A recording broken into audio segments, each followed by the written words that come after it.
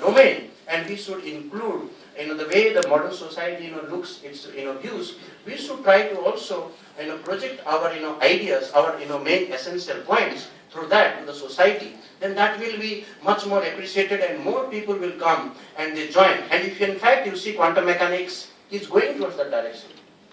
If you see, previously people were thinking that there is something fixed objects. But now we don't see anything, that type of concept. What we are studying in physics is the knowledge of the object, not the object itself. So in Vedic studies, we study what the knower, knowing process, and what is known. But what in modern science we focused only is what is known. We ignored how we know. What are different processes of knowing? But the epistemology, they have ignored. And the subject itself has been ignored. But in Vedic studies, these all things are included, and if we can develop a platform where these things can be included and understood philosophically, scientifically, and theologically, then that will bring much more in appreciation and forefront. We have a great tradition, great culture, and India is the place when every whole world is looking, because Western science reached a point where it cannot progress further. They are only talking about consciousness, consciousness, consciousness, all the field. But what India is talking about, not only consciousness, but the object of consciousness. Consciousness cannot be studied by mere consciousness alone. We have to know what it consists of.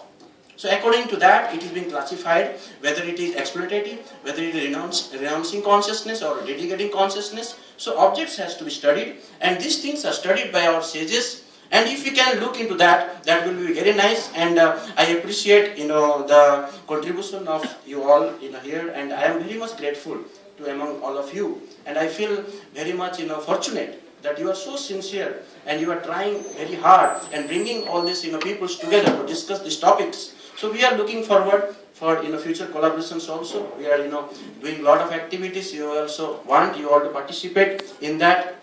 And we can have more activities in this, and this is what is Mahaprabhu came 500 years back, and one thing he told which is very significant for this conference, because most of the people belongs from Bharat Bhumi, and what he told, Bharat Bhumi to hoile manusya janma jar janma sarthaka kari kara parapokar.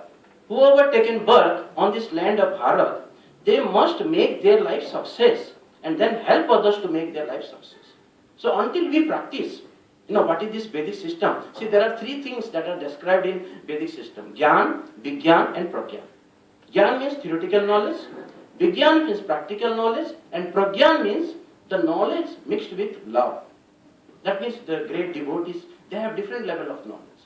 So, Vigyan is all about practical knowledge. So, if you want to include this whole society, it must come through Vigyan actually. So, this must be practical. You have to give them a process how they will practice the Vedic wisdom.